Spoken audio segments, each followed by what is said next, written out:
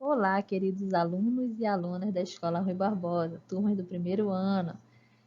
Estou eu novamente aqui gravando a aula sobre o terceiro período de Física, onde nós iremos trabalhar o movimento uniforme.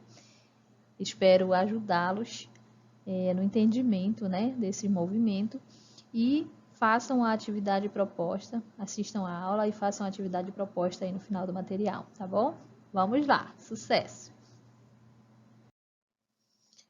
Vamos lá. Antes da gente adentrar o estudo de movimento uniforme, nós vamos revisar plano cartesiano. Nós precisaremos muito relembrar, desse conhecimento aí de plano cartesiano para que a gente possa ter êxito no estudo do movimento uniforme, assim como dos outros movimentos que nós veremos na sequência, tá? Então, vamos lá. O que nós precisamos relembrar? Primeiro, que o plano cartesiano é formado por dois eixos. Tá? Quais são esses eixos? É este eixo na horizontal aqui, ó, que é o eixo das abscissas, eixo X, e este outro eixo aqui, que é concorrente, que está cortando o eixo X ali, em um ponto. Ele está aqui na vertical, é o eixo das ordenadas, eixo Y, tá? Aqui onde os dois eixos se encontram, se cortam aqui, olha, se interceptam, é a origem desse plano cartesiano, tá? Então, aqui é a origem onde fica o para-ordenado 0, 0. 0 de x e 0 de y, tá? Esse ponto aqui é a nossa origem do sistema cartesiano, ele também é a referência para que a gente entenda algumas informações relativas ao plano cartesiano. Por exemplo, tudo que está à direita da origem, aqui no sentido horizontal em x, é positivo. Então, o sentido é positivo. Tudo que estiver à esquerda da origem é negativo. O sentido, então, é negativo também. Em y, tudo que está acima da origem é positivo, então o sentido é positivo, e tudo que está abaixo é negativo, o sentido é negativo. Observem que quando eu tenho esses dois eixos aqui, eu tenho 4 áreas diferentes aqui, ó. 1, 2, 3, 4, tá? Essas áreas são conhecidas como quadrantes, tá? Então, aqui, olha, eu posso formar, se eu colocar aqui, eu formo 4 áreas, né? Então, aqui, cada área eu tenho um quadrante. Aqui, elas são organizadas no sentido anti-horário, começando daqui. Esse é o primeiro quadrante, tá? Então, nós temos o primeiro quadrante, o segundo quadrante, o terceiro e quarto quadrante. Nesse primeiro quadrante, quando vocês forem identificar para ordenado, né? Então, por exemplo, eu dou para vocês um problema, um ponto A aqui. E vários pares ordenados para que vocês identifiquem, tá?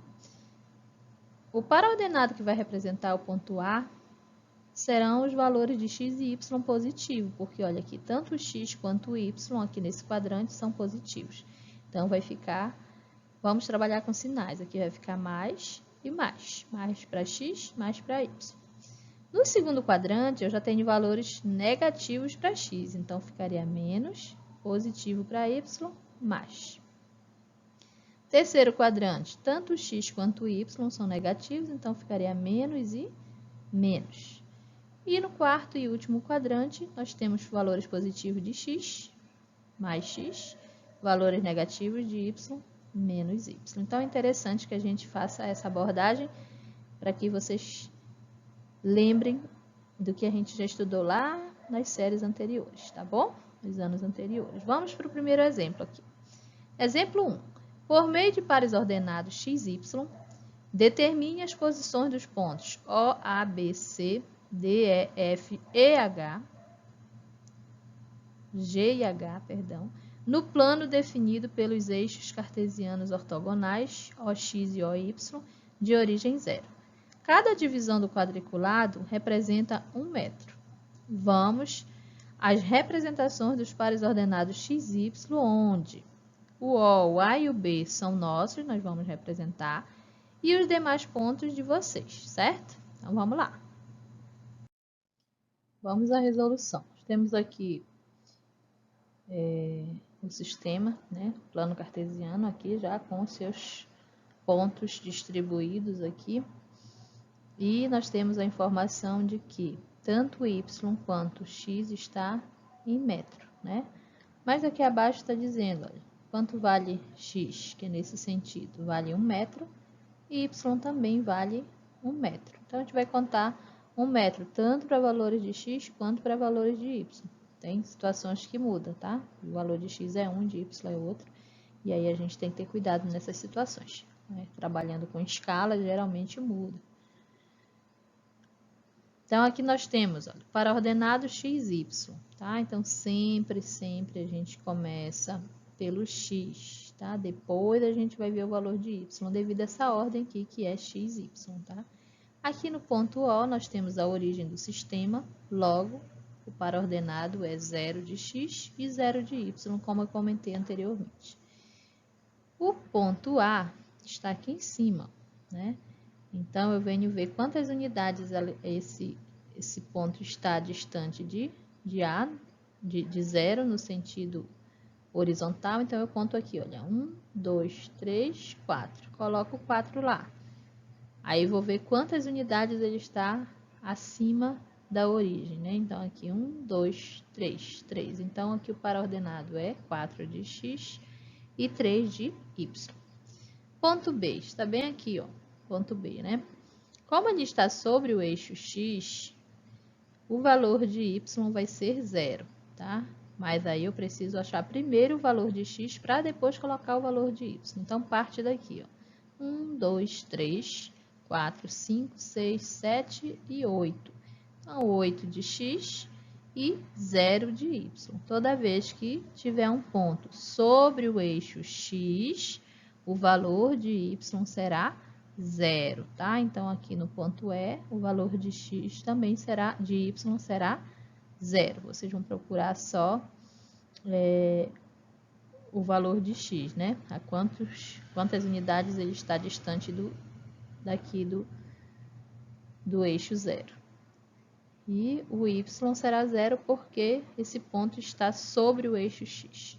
Aqui já no eixo y, quem vai zerar é x, né? Vocês vão contar aqui quantas unidades está para chegar no ponto e o valor de x já vai ser 0, tá? E esse aqui, que foi o primeiro ponto que a gente identificou, que é bem aqui no centro, no encontro das duas, sempre vai ser 0, 0. Então, vocês vão fazer os demais aí, se vocês tiverem dificuldade, alguma dúvida, entre em contato com a gente para a gente esclarecer essas dúvidas aí, tá? Tem um grupão do WhatsApp e pode ir no PV também, tá bom? Vamos lá, fazer. Exemplo 2. Na figura a seguir, que representa um terreno plano, pequeno erro aqui, observe os pontos assinalados e a escala usada em cada eixo do sistema cartesiano. Vamos lá. Aqui nós temos o sistema de eixos, y está em quilômetro, x também está em quilômetro, tá? Mas olha aqui embaixo. X vale 10 e y vale 20. Então, toda vez que a gente for fazer a contagem aqui de x, vai ser de 10 em 10 e em y vai ser de 20 em 20, tá? Não esqueça. Identifique nessa figura os pontos cujas posições são dadas pelos seguintes pares ordenados x, y, com x e y em quilômetros. Vamos lá, identificaremos um ponto e observando este ponto, vocês identificarão os demais, tá bom? Ponto que nós vamos identificar, olha, ponto E, né? Que é esse aqui correspondente a 30 de x e 60 de y. Então, aqui conta, olha, de 10 em 10 para x, 10, 20, 30. Aí, para y, é de quanto? De 20 em 20. Então, 20 mais 20, 40, com mais 20, 60. Achei aqui o ponto correspondente ao para ordenado 30, 60. Vou identificar mais um aqui, né? 0 e 40. 0 é de x, 40 é de y. Então, se 0 é de x, já está aqui, né, no ponto 0 mesmo. E eu vou contar para chegar em 40 em y, de 20 em 20. 20 mais 20, 40. Então, aqui, na letra B, o par ordenado 0 e 40 equivale ao ponto H. Assim, vocês vão fazer os demais, tá bom? Se tiver dúvida, vai lá no grupão, tirar dúvida ou no PV. E aí, a gente vai esclarecendo as dúvidas e ajudando no entendimento, tá ok? Vamos lá. Movimento uniforme, o MU, né, o MU. O movimento uniforme, MU, é aquele em que a velocidade escalar instantânea é constante e diferente de zero, de modo que o móvel sofre iguais variações de espaço em iguais intervalos de tempo. Na natureza, encontramos casos interessantes de movimentos uniformes, como a propagação da luz e do som em meios homogêneos, o movimento da Terra, o movimento dos ponteiros de um relógio ou o movimento de uma rocha numa região do universo em que o campo gravitacional seja desprezível. Se um carro percorre distâncias iguais em intervalos de tempo iguais, o seu movimento é chamado movimento uniforme, o MU. Por exemplo, se o carro percorre 60 km em 1 hora, em meia hora, ele percorrerá 30 km. Em 1/4 de hora, 15 km. E assim por diante. Aqui nós temos essa representação nessa figura aqui, ó. Né? O carro aqui percorrendo 60 km por hora, em meia hora, 30 km, e em 1/4 de hora, que são 15 minutos, 15 km, né? Isso ocorre porque a velocidade escalar instantânea v é igual à velocidade escalar média Vm. Em qualquer intervalo de tempo, ou seja, a velocidade do carro é constante e diferente de zero no decorrer do tempo. A trajetória pode ser retilínea ou curvilínea. Se no movimento uniforme a trajetória for retilínea, ele também é chamado de movimento retilíneo uniforme, tá? MRU. Vamos para a próxima lâmina. Representação gráfica da velocidade escalar instantânea em função do tempo. Em todos os instantes do intervalo de tempo em que um movimento é uniforme, a velocidade escalar instantânea é sempre a mesma. Então, a representação gráfica dessa velocidade em função do tempo pode ser das seguintes formas. Nós temos aqui no primeiro caso a velocidade positiva, v maior que zero.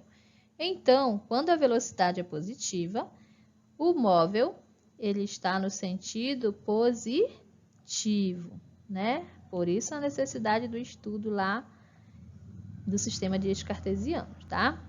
Olha, se ela é positiva, a velocidade, então nós temos aqui o gráfico da velocidade aqui, olha. Nós temos o sistema de eixo cartesiano, onde o eixo y representa a velocidade e o eixo x representa o tempo. Então, observem que essa velocidade aqui, ela é constante, não muda com o passar do tempo, tá? A velocidade escalar é constante e diferente de zero, ou seja, se ela é diferente de zero, no caso aqui, ó, ela é maior que zero, por isso está aqui acima de zero, tá? Como a velocidade está aqui no eixo y, está dizendo que a velocidade é maior que zero, então ela está aqui localizada acima de zero, tá? O que nos leva à conclusão de que o movimento é uniforme.